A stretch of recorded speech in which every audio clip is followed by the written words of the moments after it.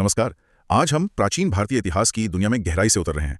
हमारे पास कुछ बहुत ही दिलचस्प सवाल हैं जो मतलब पाषाण युग से लेकर गुप्त काल तक के एक बहुत बड़े समय को कवर करते हैं। तो चलिए इसे खोलकर देखते हैं। हमारा मिशन इन स्रोतों से जो जरूरी ज्ञान है उसे निकालना है ताकि हर तथ्य और हर कहानी एकदम साफ साफ समझ में आ सके। बिल्कुल। और यहाँ जो सबसे दिलचस्प बात है वो ये है कि हर सवाल हमें एक अलग युग में ले जाता है, एक अलग संस्कृति और सोचने का एक बिल्कुल अलग तरीका। हम सिर्फ ये नहीं देखेंगे कि सही जवाब क्या है, बल्कि ये भी समझेंगे कि वो जवाब जरूरी क्यों है। तो शुरू करें? हाँ जरूर, चलिए शुरू करते हैं। हमारा पहला सवाल पाषाण युग के औजारों से जुड़ा है। सवाल है, एशुलियन सांस्कृतिक परंपरा मुख्य रूप से किस प्रकार के उन्नत और समृद्ध पत्थर के औजारों से पहचानी जाती है? विकल्प हैं ब्लेड और बोरर्स, क्लीवर और हैंड एक्स, छेनी और एजेस, या फिर माइक्रोलिथ और स्क्रैपर्स। इसका सही उत्तर है बी, क्लीवर्स और हैंड एक्सेस। क्लीवर और हैंड एक्स। जी, और यहाँ समझने वाली बात यह है कि ये जो एशोलियन परंपरा है ये निम्न पुरा पाषाण काल यानी लोअर पैलियोलिथिक पीरियड से संबंधित है। अच्छा। इसके जो मुख्य औजार थे वो थे हस्तकुठार, हैंड एक्सेस और क्लीवर्स। और इनकी खासियत थी कि ये द्विमुखीय थे, मतलब दोनों तरफ से तराशे हुए, और बहुत ही सममित मतलब सिमेट्रिकल। इसीलिए इसे हस्तकुठार संस्कृति भी कहते हैं ना? बिल्कुल सही। चलिए आगे बढ़ते हैं। पुरा पाषाण काल के लोग एक जगह से दूसरी जगह क्यों जाते थे? तो सवाल यह है कि निम्नलिखित में से कौन सा पुरा पाषाण काल के लोगों के एक स्थान से दूसरे स्थान पर जाने का कारण नहीं है? इसका सही जवाब है बी, फसलों की विफलता। Failure of crops. ये थोड़ा अजीब है। हाँ, क्योंकि ये जानना बहुत जरूरी है कि पुरा पाषाण काल के लोग शिकारी थे और खाना इकट्ठा करते थे, वो खेती करते ही नहीं थे। अच्छा, तो फसलें नहीं थी तो उनके खराब होने का तो सवाल ही नहीं उठता। बिल्कुल, वो तो संसाधनों की कमी हो जाने पर या फिर शिकार का पीछा करते हुए घूमते थे। खेती का विकास तो बहुत बाद में नव पाषाण काल में हुआ। समझ गया। अब बात करते हैं छोटे पत्थर के औजारों की, माइक्रोलिथ्स, जो छोटे पत्थर के औजार होते हैं जिन्हें आमतौर पर हड्डियों या लकड़ी के हैंडल पर लगाकर आरी और दरांती जैसे औजार बनाए जाते थे।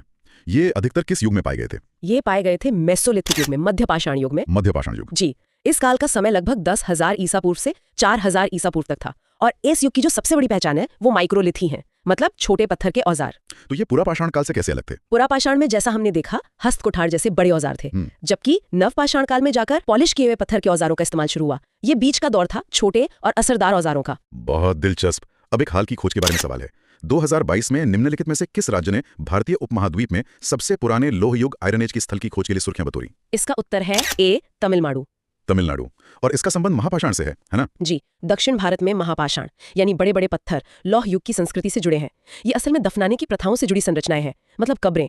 मेगा का मतलब बड़ा और लिथ का मतलब पत्थर। अच्छा, तो ये ताम्रपाषाण काल से अलग है? हाँ बिल्कुल, ताम्रपाषाण काल में तांबे और पत्थर के औजारों का उपयोग होता था, जबकि ये लौह युग की बात है। चलिए अब नियोजित शहरों की ओर चलते हैं।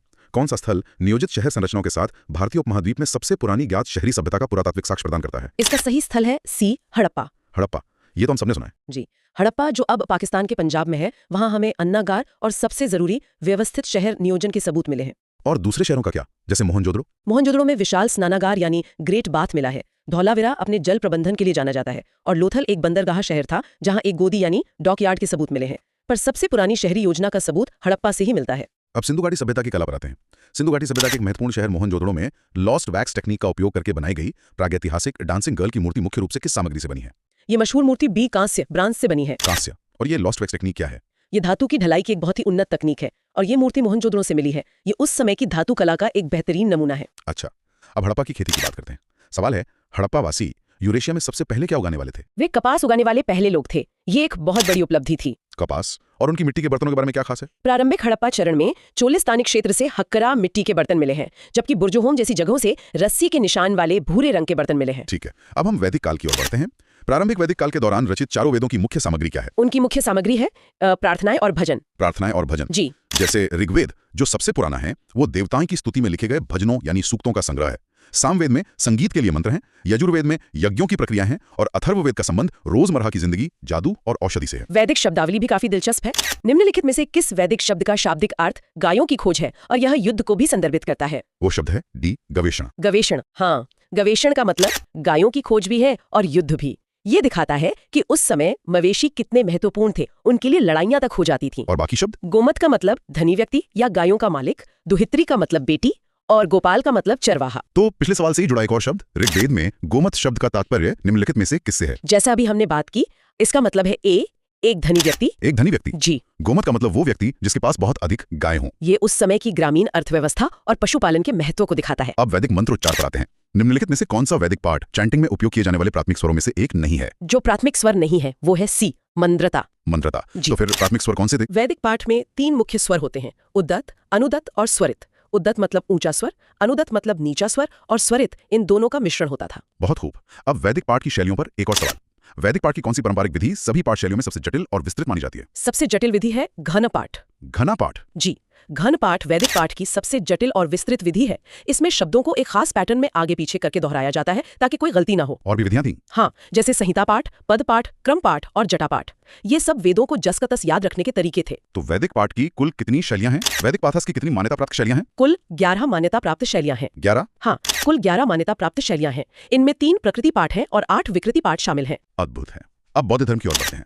गौतम बुद्ध ने बिहार के बोध गया में किस आयु में ज्ञान निर्वाण प्राप्त किया था? उन्होंने 35 वर्ष की आयु में ज्ञान प्राप्त किया था। 35 साल की उम्र में? जी, बुद्ध ने 29 साल की उम्र में घर छोड़ा था। फिर 35 साल की उम्र में बोध गया में निरंजना नदी के किनारे एक पीपल के पेड़ के नीचे उन्हें ज्ञान मिला। और उनका महापरिनिर्वाण? उन्होंने अपना पहला उपदेश सारनाथ में दिया और 80 वर्ष की आयु में 483 ईसा पूर्व में कुशीनगर में उनका महापरिनिर्वाण हुआ। अब बौद्ध दर्शन पर एक सवाल। कौन सा बौद्ध ग्रंथ स्पष्ट रूप से कहता है कि सभी धम्म बिना स्वयं के हैं, जो अनंतता के सिद्धांत की पुष्टि करता है? ये कथन धम्मपद में मिलता है। धम्मपद? जी, धम्मपद में बौद्ध धर्म की नैतिक शिक्षाएं हैं और इसे बौद्ध धर्म की गीता भी कहा जाता है। बौद्ध धर्म की गीता, ये तो पिछले सवाल से जुड़ा हुआ है। निम्नलिखित में से किस बौद्ध धर्म ग्रंथ को उसके महत्व और शिक्षाओं के कारण अक्सर बौद्ध धर्म की गीता कहा जाता है? हाँ, जैसा हमने अभी बात की, इसका जवाब है धम्मपद। धम्मपद? जी, धम्मपद को इसकी शिक्षाओं की वजह से बौद्ध धर्म की गीता कहते हैं। इसमें बुद्ध के नैतिक और आध्यात्मिक उपदेशों का सार है। अच्छा, अब एक और प्रमुख बौद्ध ग्रंथ के लेखक के बारे में। विसुद्धिमग्ग, जो एक प्रमुख बौद्ध ग्रंथ है, निम्नलिखित में से किस विद्वान द्वारा लिखा गया था? इसके लेखक थे बुद्धघोष। बुद्धघोष? जी, विसुद्धिमग्ग के लेखक बुद्धघोष है। वहीं मिलिंद पनोम नागसेन ने लिखी और माध्यमक कारिका नागार्जुन ने। अब त्रिपिटकों में से एक अभिधम्म पिटक। अभिधम्म पिटक निम्नलिखित में से किस क्षेत्र का गहराई से पता लगाता है? यह नैतिकता, मानसिक घटनाओं और मनोवैज्ञानिक अंतर्दृष्टि का विश्लेषण करता है। मतलब ये दर्शन और मनोविज्ञान से जुड़ा है? बिल्कुल। अभिधम्म पिटक में दार्शनिक और मनोवैज्ञानिक विश्लेषण है। वहीं विनय पिटक में भिक्षुओं के लिए नियम है और सुत्त पिटक में बुद्ध की शिक्षाएं और प्रवचन है। अब मौर्य प्रशासन पर एक नजर डालते हैं। निम्नलिखित में से किस अधिकारी ने प्रशासन का निरीक्षण करने और प्रांतीय शासन पर रिपोर्ट सौंपने के लिए हर 5 साल में मौर्य प्रांतों का दौरा किया? वो अधिकारी था प्रदेशिक। प्रदेशिक? जी, प्रदेशिक का मुख्य काम एक प्रांतीय निरीक्षक का था, जो एक तरह से आज के ऑडिटर जैसा था। और बाकी अधिकारी क्या करते थे? राजुक, न्यायिक और भूमि राजस्व अधिकारी थे। अमात्य मंत्री होते थे और नागर शहर का प्रशासन देखते थे। मौर्य साम्राज्य में एक और अधिकारी। मौर्य साम्राज्य के दौरान प्रदेष्ट्री शब्द का प्रयोग किन अधिकारियों के लिए किया जाता था? ये अपराधियों के दमन के लिए जिम्मेदार अधिकारियों के लिए उपयोग होता था। अपराधियों के दमन के लिए? जी, वदेष्टि एक तरह से कानून और व्यवस्था बनाए रखने वाले अधिकारी थे। वहीं समाहर्ता राजस्व इकट्ठा करता था और सन्निधाता कोषाध्यक्ष था। अब जैन धर्म के इतिहास पर एक सवाल। देवर्धि क्षमा शिमण की अध्यक्षता में 512 ईस्वी में वल्लभी, गुजरात में निम्नलिखित में से कौन सी जैन परिषद आयोजित की गई थी? ये दूसरी सेकंड जैन संगीति थी। दूसरी? जी। तो पहली कब हुई थी? पहली जैन संगीति 300 ईसा पूर्व में पाटलिपुत्र में स्थूलभद्र की अध्यक्षता में हुई थी और ये दूसरी वाली 512 ईस्वी में वल्लभी में हुई, जिसके अध्यक्ष देवर्धि क्षमा शिमण थे। इसी संगीति में 12 अंगों और 12 उपांगों का अंतिम संकलन हुआ था। चलिए अब दक्षिण भारत के संगम साहित्य की ओर बढ़ते हैं। संगम साहित्यिक कृतियों में अकम विषय के तहत जीवन के किस पहलू का पता लगाया गया है? अकम प्रेम से संबंधित है। प्रेम? जी, संगम साहित्य में 2 मुख्य विषय हैं, अकम और पुरम। अकम का संबंध व्यक्तिगत और आंतरिक भावनाओं से है, जिसमें मुख्य रूप से प्रेम, रोमांस और रिश्ते आते हैं। अब तमिल साहित्य के संग्रहों के बारे में। निम्नलिखित में से किसमें प्राचीन तमिल साहित्य के 8 काव्य संग्रहों एंथोलॉजीज का संग्रह है? वह संग्रह है एत्तुतोकई। एत्तुतोकई? जी, एत्तुतोकई का मतलब ही है 8 संग्रह। ये संगम साहित्य का एक बहुत ही महत्वपूर्ण हिस्सा है। तो इसे जोड़ा अगला सवाल है, निम्नलिखित में से कौन संगम साहित्य के एत्तुतोकई में से एक नहीं है? इसका उत्तर है तोल्काप्पियम। तोल्काप्पियम? जी। ये क्यों नहीं है? क्योंकि तोल्काप्पियम एक तमिल व्याकरण ग्रंथ है, वो काव्य संग्रह नहीं है। एत्तुतोकई में तो नरीणे, कुरुंतोकई, पुरानानुरु जैसे 8 काव्य संग्रह आते हैं। समझ गया। अब शासकों की उपाधियों पर एक सवाल। कुषाण शासकों द्वारा उपयोग की जाने वाली उपाधि देवपुत्र का तात्पर्य निम्नलिखित में से क्या है? इसका तात्पर्य है दिव्य उत्पत्ति या देवत्व का दावा, डिवाइन ओरिजिन और क्लेम टू डिविनिटी। मतलब देवता का पुत्र। अनुशासक अपनी दैवीय उत्पत्ति का दावा करने के लिए करते थे। ये एक राजनीतिक रणनीति थी अपनी सत्ता को मजबूत करने की। अब एक बहुत प्रसिद्ध उपाधि, किस गुप्त सम्राट को उनकी सैन्य विजय और रणनीतिक युद्ध कौशल के कारण भारत का नेपोलियन कहा जाता था? ये उपाधि समुद्रगुप्त को दी गई थी। समुद्रगुप्त? जी, V.A. स्मिथ ने समुद्रगुप्त को उनकी विजयों के कारण भारत का नेपोलियन कहा था। उन्हें कविराज की उपाधि भी दी गई थी। और दूसरे गुप्त शासकों की उपाधियां? चंद्रगुप्त प्रथम ने महाराजाधिराज, चंद्रगुप्त द्वितीय ने विक्रमादित्य और कुमारगुप्त प्रथम ने महेंद्रादित्य की उपाधि ली थी। गुप्त काल में सेना के प्रमुख को क्या कहते थे? गुप्त काल के दौरान गुप्त सेना का सेनापति, कमांडर इन चीफ कौन था? सेनापति को महासेनापति कहा जाता था। महासेनापति? जी, जबकि महादंड नायक न्याय का अधिकारी था और संधि विग्रहिक युद्ध और शांति का मंत्री। अब मंदिर वास्तुकला की बात करते हैं। मंदिर वास्तुकला की निम्नलिखित में से कौन सी शैली चालुक्यों द्वारा विकसित की गई थी? उन्होंने वेसर शैली। वेसर शैली? ये क्या है? देखिए, देसर शैली की वास्तुकला दक्कन के चालुक्यों द्वारा विकसित की गई थी। ये उत्तर की नागर शैली और दक्षिण की द्रविड़ शैली का एक मिश्रण है। और हमारा आज का अंतिम सवाल चोल साम्राज्य से है। चोलों द्वारा स्कूलों को निम्नलिखित में से कौन सा भूमि दान दिया गया था? स्कूलों को दिया जाने वाला दान बी शाला भोग कहलाता था। शाला भोग। हाँ, शाला भोग वो जमीन थी जो स्कूलों के रखरखाव के लिए दान में दी जाती थी। और बाकी दान? ब्रह्मदेव ब्राह्मणों को दी गई भूमि थी, देवदान मंदिरों को, और पल्ले छांदम जैन समुदाय को दी गई भूमि थी। बहुत खूब। तो आज हमने पाषाण युग के औजारों से लेकर चोलों के भूमि अनुदान तक एक लंबा सफर तय किया। हमने देखा कि कैसे प्रशासन, धर्म, कला और समाज समय के साथ विकसित हुए। जी, हर सवाल ने हमें इतिहास की एक अलग परत दिखाई। यह एक महत्वपूर्ण यात्रा थी। इन सभी तथ्यों को देखने के बाद एक दिलचस्प सवाल उठता है। हमने देखा कि कैसे हर युग ने अपने से पहले की नींव पर कुछ नया बनाया, चाहे वो औजार हों, शहर हों या विचार।